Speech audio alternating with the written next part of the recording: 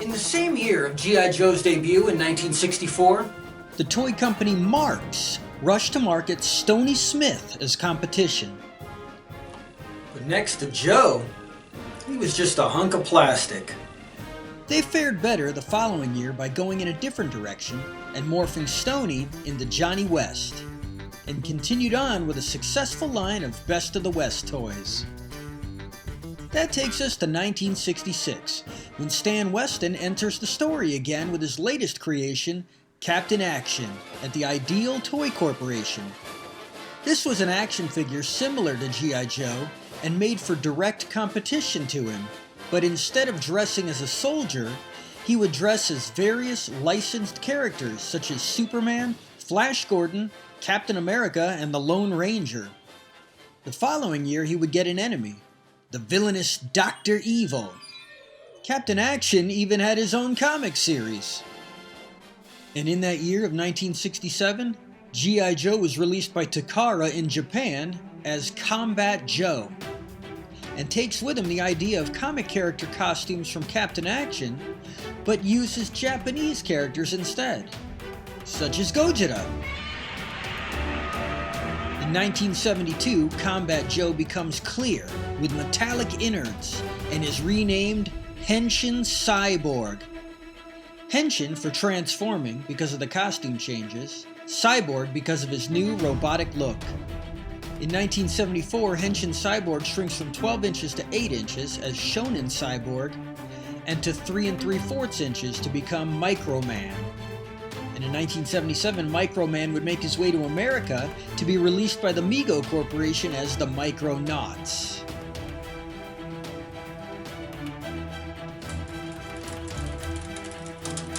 Then in 1982, G.I. Joe shrinks down to Micro Man's size. We won't explore that yet, because back in Japan, Micro Man had been evolving each year until 1983, when he had become a series of robots that would transform into vehicles and everyday objects in two subgroup lines called Micro Change and Diaclone. The following year, in 1984, Hasbro, maker of G.I. Joe, would release the Micro Change and Diaclone lines in America as the Transformers. So G.I. Joe bounced back and forth from the United States to Japan for 20 years, until he became a Transformer. Not only were both toy lines produced by Hasbro, but they both had comic books from Marvel and cartoon series from Sunbow Animation featuring the same voice cast, and at times the characters would cross over into each other's comics and cartoons. They were truly cousins. Stranger things have happened. But let's go back to see where we left G.I. Joe hanging at the end of the 60s. While his cousin was overseas becoming a small transforming robot, Joe was beginning to falter here in the States due to resentment over the Vietnam War. So Hasbro changed gears, took G.I. Joe out of the military, and in 1970 made him a man of action. He was no longer a member of the armed services, he was a member of the adventure team. Over land, sea, and air, he would go on the White Tiger hunt, capture the pygmy gorilla, and learn the secret of the mummy's tomb. He was an expert in karate, a secret agent, and a survivalist in search of the abominable snowman. Hasbro's UK licensee, Palitoy, had been marketing G.I. Joe in Europe as Action Man since 1966, but in 1970 created a new innovation. They added realistic hair with a flocking method, moved away from just repackaging Joe and started developing his products with a British theme. The story of Action Man can be learned about in this documentary. Back in the States, Hasbro would add the flocked hair and beards to the G.I. Joe Adventure Team in 1971, Kung Fu Grip in 74, a lifelike body in 75, and a talking mechanism with movable eagle eyes in 76. New characters were also added to the line in 76 by the way of Mike Power, the Atomic Man, and Bullet Man. Mike Power was a knockoff of the $6 Million Man from Kenner Toys, Bullet Man was a modern interpretation of an obscure and forgotten comic book character. G.I. Joe also got his first enemy by way of the Intruders, tiny cavemen who were supposedly super strong, highly intelligent aliens. Back at Mattel, maker of the Barbie doll, to compete with Joe for the marketplace, they released Big Jim in 1971. He had a successful line of interesting toys, and his tiger would be re-released in the Masters of the Universe line as He-Man's Battle Cat. And over at the Mego Corporation, home of the Micronauts, they released Action Jackson, also in 1971. The main difference being the size. Unlike Joe's 12 inches, Jackson was only 8. He didn't sell well, so by the next year they changed him into a new line of figures called the World's Greatest Superheroes, and would be very successful with it for the rest of the decade.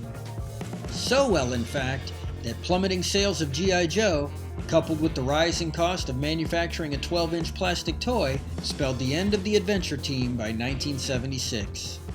And that's when something big happened. 1977 saw the release of Star Wars. Children wanted toys. The Ideal Toy Company, maker of Captain Action, G.I. Joe creator Stan Weston's other action figure, released a line of Star Team toys like the Knight of Darkness to cash in on the hunger for space-themed toys. G.I. Joe tried something new. In 1977, they released Super Joe. Same size and superhero sentiment as the figures from Mego, with a series of space-themed enemies. It didn't work, and G.I. Joe was no more. By 1978, Star Wars toys from Kenner began to flood the marketplace. Kenner was the company that gave us the Easy Bake Oven in 1963, Spirograph in 66, $6 Million Man in 75, and Stretch Armstrong in 1976. Now they were changing the face of the toy industry with Microman scaled figures, though they were actually influenced by the Fisher-Price line of Adventure People figures, due to their small size, limited articulation, and array of vehicles and playsets. Companies had to change up their output to match the consumer's thirst for robots, aliens, and space toys. Mego released the Micronauts, as well as a hodgepodge of other Japanese toys under the banner Shogun Warriors.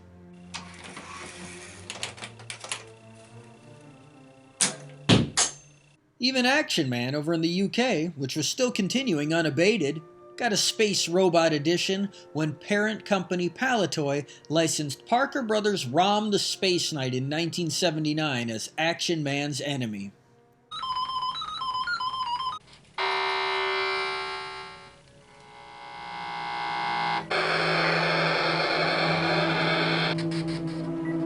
So, as the decade came to a close, G.I. Joe no longer existed in any medium. What did his future hold? Well, his biggest success was yet to come. You'll find out all about it in the final, thrilling installment of Venture into the Vault.